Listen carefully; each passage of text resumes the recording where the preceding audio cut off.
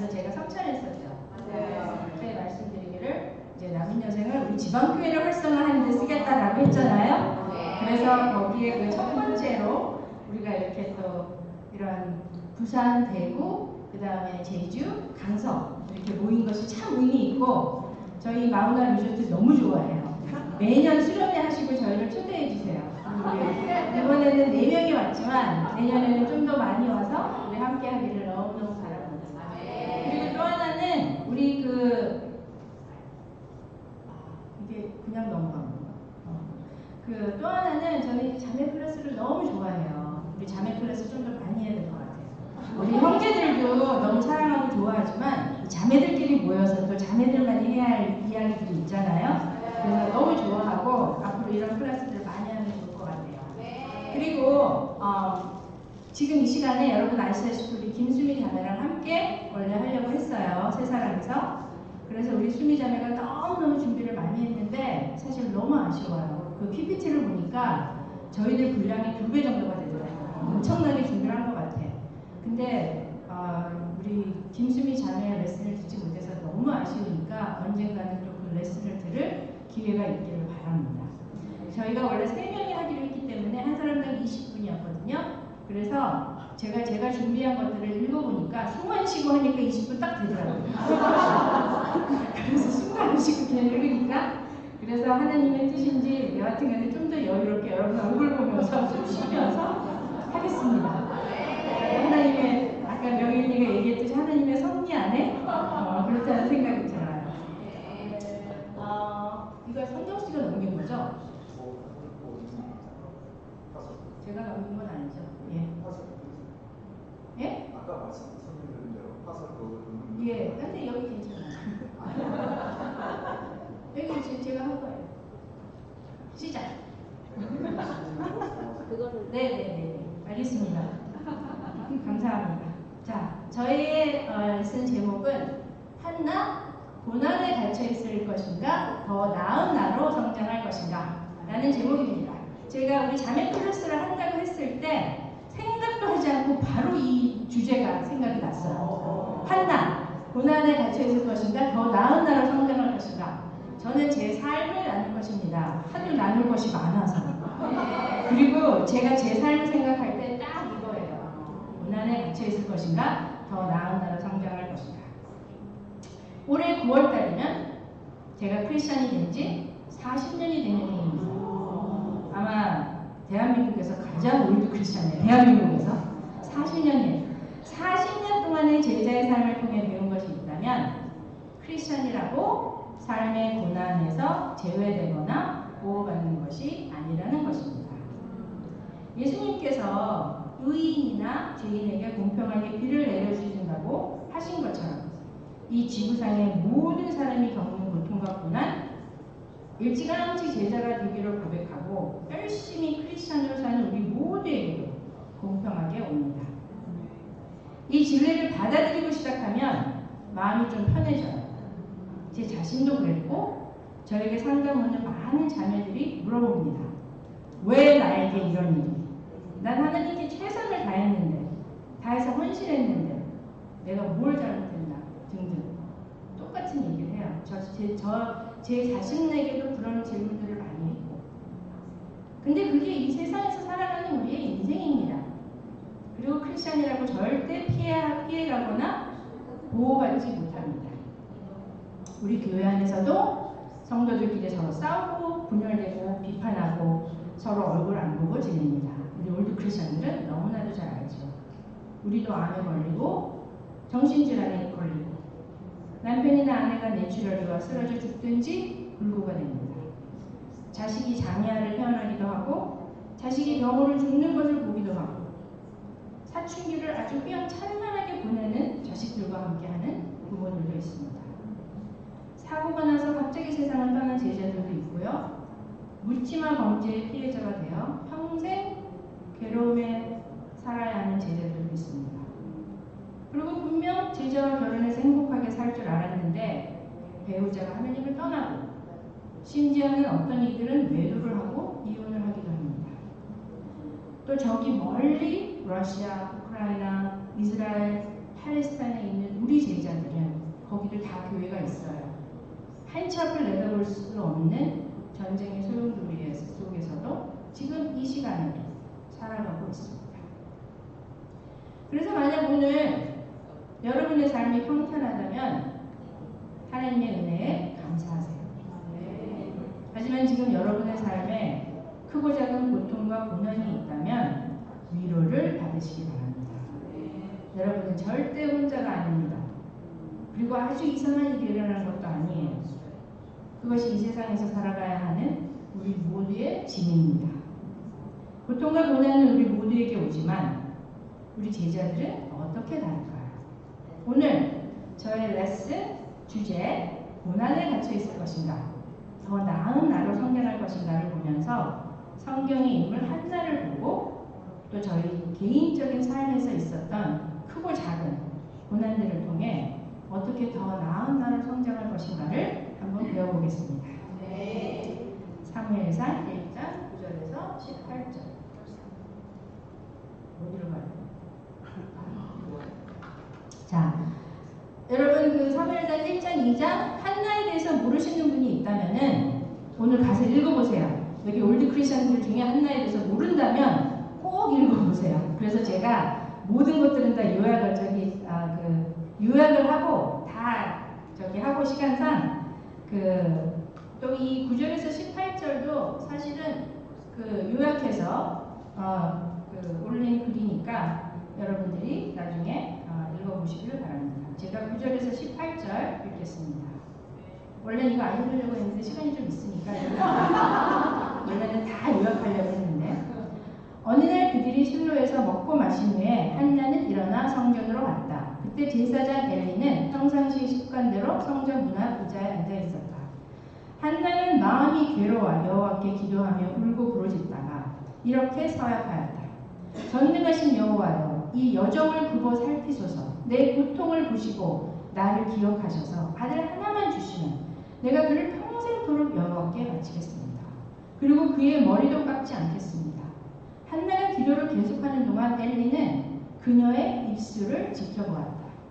그러나 한나는 말을 하지 않고 조용히 기도했기 때문에 그녀의 입술만 움직일 뿐 아무 소리도 들리지 않았다. 그래서 엘리는 한나가 취한 줄로 생각하고 그녀를 꾸짖었다. 언제까지 술주정만 하고 있을 작정이요? 당장 술을 끊으시오. 제사장님, 내가 술에 취한 것이 아닙니다. 나는 술을 마시지 못합니다.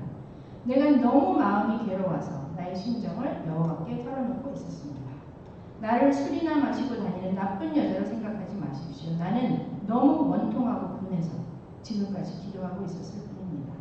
평안히 가시고 이스라엘의 하나님이 당신의 기도를 들어주시기 바랍니다. 제사장님, 그런 말씀해 주시니 정말 고맙습니다. 그러고서 한나는 기쁜 마음으로 가서 음식을 먹고 다시는 수심에 쌓이지 않았다. 이 한나 사무엘상 1장 2장에 한나에 대한 배경은 남편이 있는데 아내가 둘이었어요. 한나가 첫 번째 와이프였고 아마 분인다가 두 번째 와이프였던 것 같은데 요즘 시대에도 사실은 우리의 고난 중에 많은 고난이 있지만 여자로서 아이를 너무너무 낳고 싶은데 아이를 낳지 못하는 그런 여인들의 고통 또한 이루 말할 수가 없는 것 같아요. 근데 한나의 시대에는 그 고통이 훨씬 더했습니다. 그 당시에는 아이를 못 낳은 여인들은 존재 가치가 없고 버림받을 수도 있고 또 남편은 아이를 다른 데서 낳을 수도 있으니까 그 마음이 어땠겠어요. 거기다가 그 옆에서 아기를 쑥쑥 잘 낳는 군인나는 한나를 괴롭히고 없인 여겼다고 합니다. 그러니 하루하루가 너무너무 괴로웠을 것이에요. 우리는 우리의 삶에 고난이 올 때 어떻게 하나요? 남편이나 자식들이나 친구들에게 가나요? 그들이 내 마음, 내 고통을 이해해 주기를 바랍니까? 아니면 교회나 교회 인도자들이 내 삶을 책임져 주기를 바랍니까? 그리고 그렇게 되지 않았을 때 마음의 원망과 비판과 쓴 마음이 가득한가요? 여기서 보면은 한나는 어느 날 그들이 실로에서 먹고 마신 후에 한나는 일어나 성전으로 갔다. 한나는 일어서서 하나님께 갔습니다. 하나님이 아닌 다른 곳에서는 해결책을 찾거나 위로를 받으려고 하면 점점 고난 속에 갇히고 헤어나오지를 못할 것입니다. 여러분이 오늘 이 레슨을 통해서 딱 한 가지 포인트만 가져가셔야 된다면 하나님이 아닌 다른 곳에서는 고난에 갇히고 맙니다. 오직 하나님 안에서만 우리가 더 나은 나로 성장할 수 있을 것입니다. 심지어는 심리 상담도 우리에게 궁극적인 답을 주지 못해요. 제가 상담가이기 때문에 확실히 말씀드릴 수 있는 것은 상담이 필요하고 유익합니다. 필요하면 꼭 상담 받으세요. 하지만 상담도 과정이고 어느 정도는 도움이 되지만 우리 삶에 고난과 고통이 왔을 때 진정한 치유, 성숙, 성장은 오직 하나님께 갈 때에만 가능합니다. 그러면 우리는 언제 어떻게 하나님께 가야 합니까? 첫 번째, 한나가 마음이 괴로워 여호와께 울고 부르짖다가 모든 것을 포기하고 싶을 때 기도하세요. 저는 2008년 1월 말레이시아로 이주했습니다. 그 당시 저의 상태는 몸과 마음과 영이 너무나도 피폐해진 상태였습니다. 당시 나이가 41살이었는데 몸 상태가 하도 안 좋아서 호르몬 검사를 했더니 의사가 놀래면서 도대체 뭔 일이 있었던 거냐 물어보더라고요. 무슬림 의사였는데 교회 삶이 힘들었다고 어떻게 얘기해요? 그 의사가 무슬림이었거든요. 2002년부터 한국을 떠난 2008년까지 교회의 핵심 전임 인도자로 교회가 무너져 내려가는 모습을 보면 서로 사랑하며 함께 세웠던 교회 안에서 서로 싸우고 비판하고 판단하고 급기야는 분열의 조짐까지 보이는 교회를 보며 저는 마치 너무나도 중요하고 가장 사랑하는 어떤 이가 죽은 것 같은 깊은 상실감에 빠졌습니다. 당시 모든 사람이 힘들었지만 미션팀 멤버로 교회 초창기서부터 교회를 세웠던 저로서 미국의 삶을 포기하고 사랑하는 가족을 뒤로하고 오직 하나님과 하나님의 교회에 200%를 다 쏟아부었던 저에게 그 상실감은 너무나도 크게 다가왔습니다.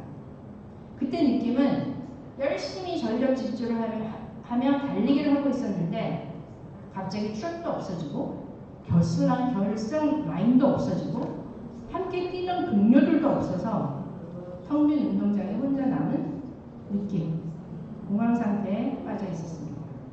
그리고 당시 가장 힘들었던 것은 성경을 읽지 못한다는 거였어요. 또 기도를 못하겠다는 거.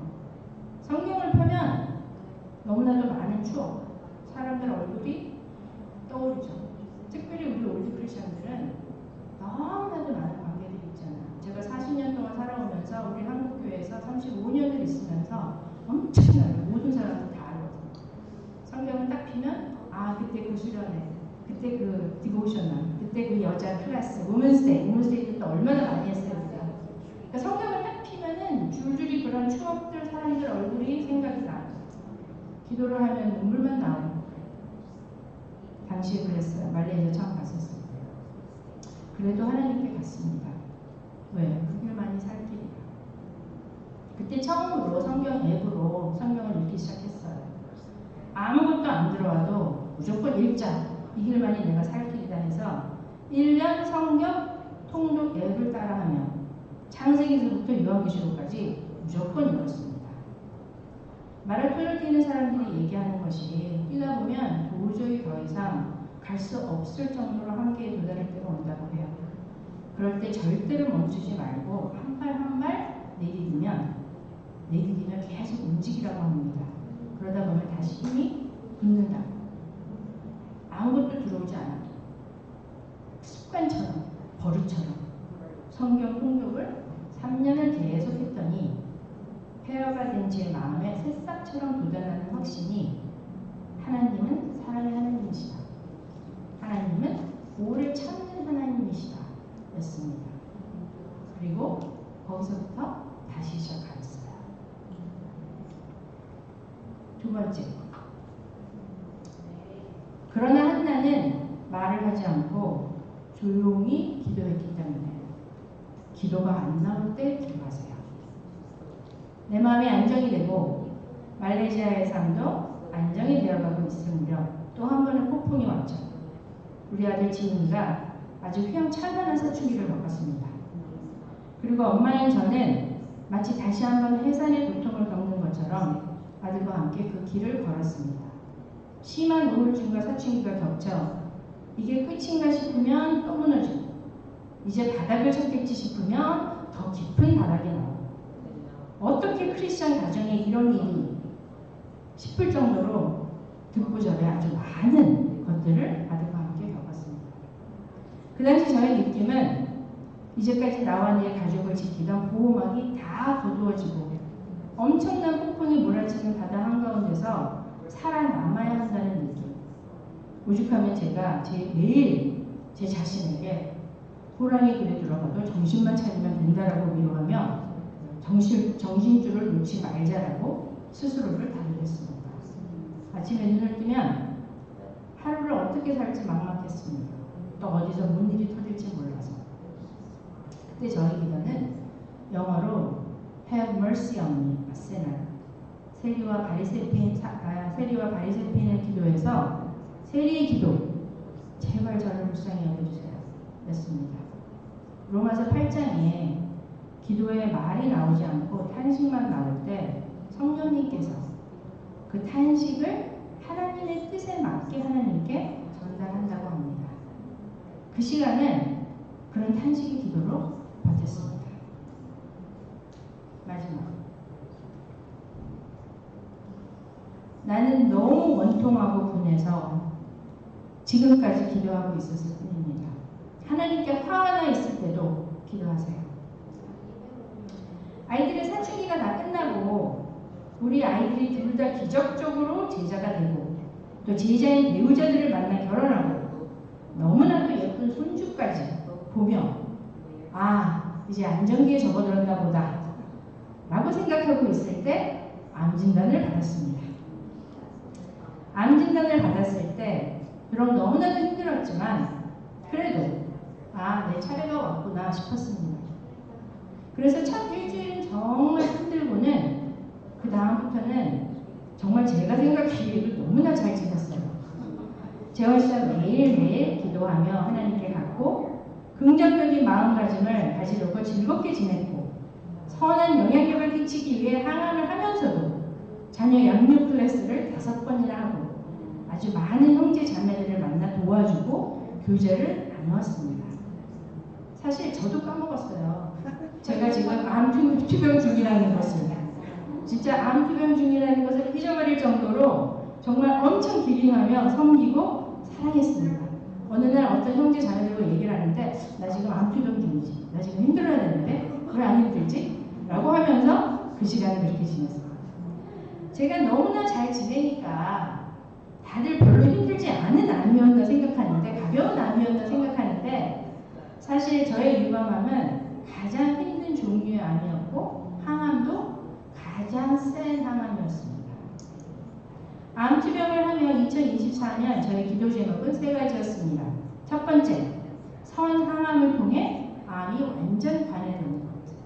두 번째, 암 치료 받으며 선한 영향력을 끼치는 것.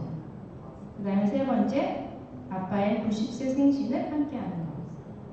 저는 3남매예요. 오빠와 남동생이 있습니다. 그리고 제가 딸이 하나라 저희 아빠는 유독 저를 예뻐하셨습니다. 때로는 내 동생이 시기할 정도로 대놓고 편애하기도 하셨어요. 그런 딸이 암투병을 한다고 했을 때 저희 아빠 마음이 어떠셨을지 상상이 가요. 그래서 암투병을 하며 가장 간절히 기도했던 것이 있다면 아빠의 90세 생신을 건강한 모습으로 다시 한번 함께하는 것이었습니다. 제가 이 기도 리스트를 2024년 1월에 작성했는데 엄청 건강하시던 아빠가 그해 3월달에 폐암 진단을 받으셨습니다. 저는 더욱더 간절히 기도했습니다. 그리고 주위의 모든 자매들에게 제발 마지막이 돼도 좋으니 2025년 1월에 아빠의 90세 생신을 함께 하기를 간절히 기도했습니다. 저희 암투병 도중 아빠도 폐암으로 오늘 내일 하고 계실 때 암 진단 후 처음으로 기도가 나오지 않았습니다. 재원 씨랑 기도하는데 하나님, 저 이거 못하겠어요. 하나님 도대체 저에게 왜 이러세요? 그 힘든 상황을 하면서도 기쁘게 감사하며 씩씩하게 잘 버티고 있는데 잘하고 있다고 칭찬과 격려를 해주시지 못할 만큼 안 그래도 힘든 저에게 도대체 왜 이러세요? 하나님 여기까지는 못하겠어요. 이걸 어떻게 해야 하는지 모르겠어요. 정말 제가 버틸 힘을 주세요. 그렇게밖에 기도할 수가 없었습니다. 계속 세원님과 통화를 하며 2024년을 못 넘길 거란 얘기를 들었을 때 그럼 장례식은 언제쯤 될 것 같냐고 했더니 가을 9월이나 10월쯤 될 거라고 해서 그때쯤 되면 암수술, 방사선 치료 다 끝나고 3주에 한 번씩 맞는 항암만 있으니 장례식은 꼭 참석하겠다고 했어요. 이 시간 너무나도 가족들과 함께하고 싶었습니다. 저희 아빠는 2024년 8월 6일 제 생일 바로 전날 돌아가셨습니다. 그때 저희는 말레이시아에서 이삿짐을 싸고 있어서 도저히 미국으로 갈 수 있는 상황이 아니었습니다. 하나님이 아무데도 가지 말라고 손발을 다 묶어놓는 느낌이었습니다. 장례식은 줌으로 아이들이 생중계를 해주어서 화상으로라도 참석할 수 있었지만 줌을 끄고 나면 밤새도록 대성통곡을 하였습니다. 장례식은 산 사람을 위한 것이라는 것이 맞는 말인 것 같아요. 이 힘든 시간에 가족들 다 모여있는데 저랑 재원 씨만 그 자리에 없다는 게 사무치게 슬펐어요. 특히 엄마, 오빠, 동생 저만이 나눌 수 있는 우리 5가지의 추억, 5가족의 추억과 기억들. 그 순간 그 시간을 함께하며 슬픔을 나누지 못한다는 상실감에 폭발쳐 오르는 감정을 주체할 수가 없었습니다. 그리고 다음날 아침에 파티함을 하는데 하나님께 그랬어요. 하나님, 저 지금 너무나도 화가 나요. 그리고 당분간은 화나 있을 테니까 그렇게 아세요. 하나님은 모든 것을 할 수 있는데 안 하시잖아요. 전 이 상황에 대해 이해하고 싶지도 않고 저 삐졌어요. 그렇게 아세요. 라고밖에 파이타임 할 수가 없었어요. 여러분, 하나님께 화났을 때, 삐졌을 때, 기도의 응답이 놓일 때, 아니라고 얘기할 때, 억울할 때, 슬플 때 어떻게 하세요? 우리 올드 크리스천들은 때로는 감정을 있는 그대로 느끼기 전에 정답부터 말하는 경향이 있습니다. 너무 훈련이 잘 되어 있다 보니까 옳지 않은 내 감정을 오누르고 올바른 정답만 생각하려고 하는 건 아닌지. 자매 여러분, 우리가 느끼는 모든 감정 하나님이 만드셨어요. 그리고 하나님은 우리의 모든 감정을 다 받아주실 수 있습니다. 우리의 분노, 억울함, 원통함, 슬픔, 우울감, 수치심, 의심 등등. 하나님이 너무나도 사랑하신 다윗의 시를 보면 엄청나게 적나라한 감정이 있는 그대로 표현되어 있습니다. 제가 상담을 하며 배운 것이 가장 중요한 것이 있다면 내 감정을 알아차리고 감정을 정리하는 것입니다. 왜? 거기서부터 진정한 변화와 성장이 옵니다. 그리고 우리의 가장 적나라한 감정을 느낄 때 하나님은 바로 그곳에서 우리를 만나주십니다. 때로는 말을 하지 못하고 탄식만 나올 때, 때로는 너무너무 이해가 안 돼서 원통하고 분할 때 하나님은 바로 그 자리에서 우리를 만나주십니다. 저는 저의 모든 감정을 제가 속해 있는 D그룹에 다 쏟아내요. 제가 암치료를 하면서 서포트 그룹을 만들었거든요. 질그릇 안에 모아. 질그릇 안에 모아 그룹에 저의 모든 감정을 다 쏟아냅니다. 그리고 우리 자매, 우리 제주 자매 D그룹에. 감정은 흘러보내야 보이지가 않습니다. 특별히 우리 자매들. 자매들은 형제들보다 감정이 훨씬 더 많아요. 형제의 감정의 폭이 요만큼이면 자매의 감정의 폭이 이만큼이에요. 때로는 남편도 이해 못해요, 그 감정들을. 그리고 고인 감정들은 고인 물처럼 고이면 썩을 수가 있어요. 제가 적나라하게 제 감정을 나누면 우리 자매들 나름 최선을 다해 격려해 주는 거예요.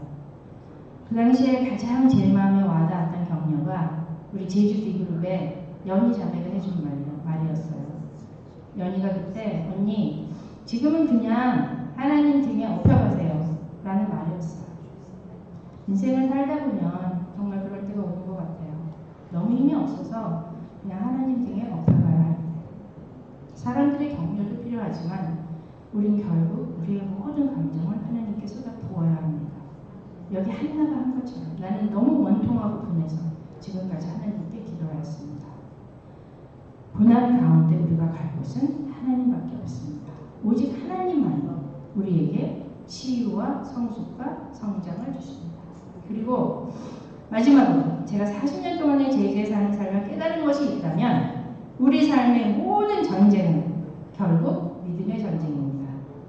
우리가 마지막에 죽기 전에 I have kept the faith, 믿음을 지켰으니 라고 말할 수 있으면 그건 성공한 삶입니다.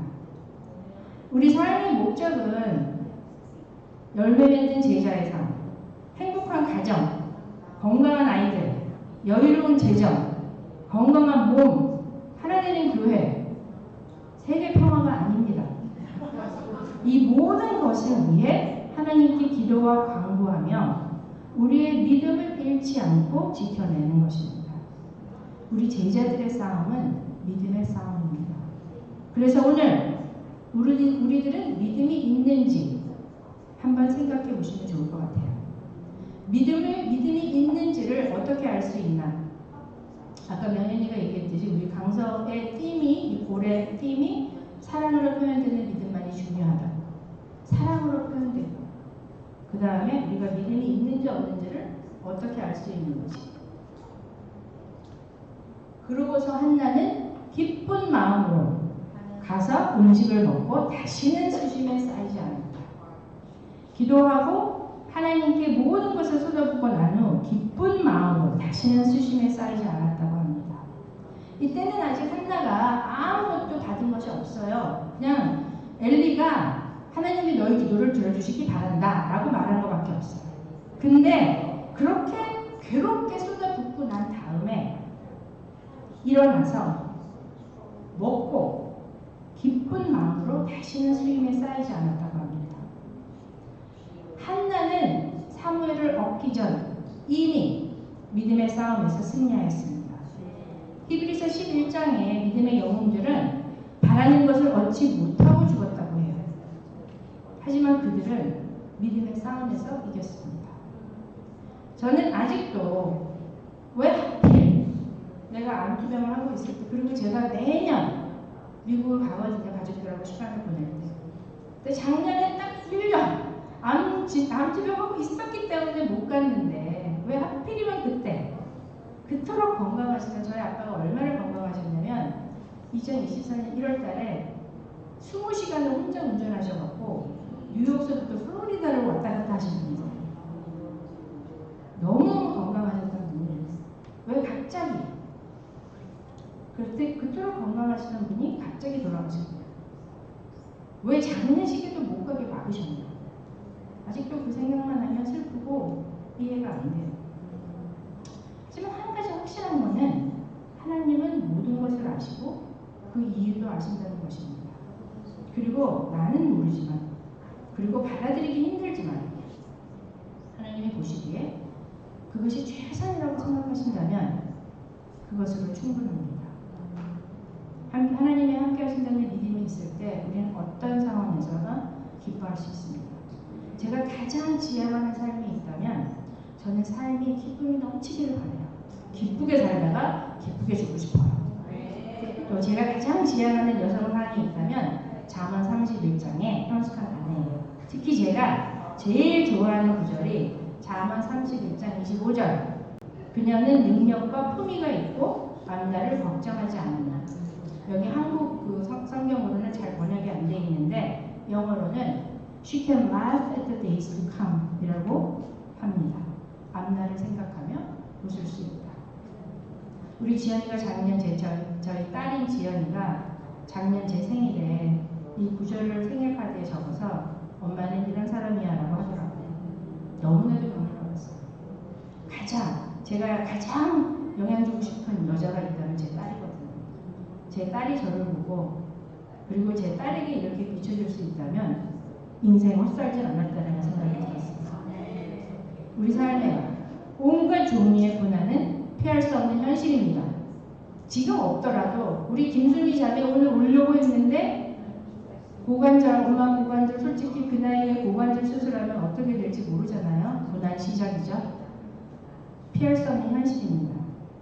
하지만 우리 제자들은 하나님이 함께 하시기에 그럼에도 불구하고 기뻐할 수 있습니다. 그리고 하나님이 우리한테 빛을 내라고 하지 않았어요. 그냥 우리는 빛난다고 했어요. 우리 제자들이 이 어두운 세상에 어떻게 빛을 발할 수 있을까? 우리에게 기쁨이 있을 때. 왜? 이 세상의 사람들은 기쁜 곳에 모여들기 바라요. 기쁜 곳에 함께 모이기를 원하거든요. 기쁨이 있을 때 우리의 삶을 빛날 것이며, 그럴 때 점점 어두워지고 있는 이 세상에 많은 이들이 우리의 빛을 보고 하나님을 찾게 될 것입니다. 저의 이야기를 들어주셔서 감사합니다.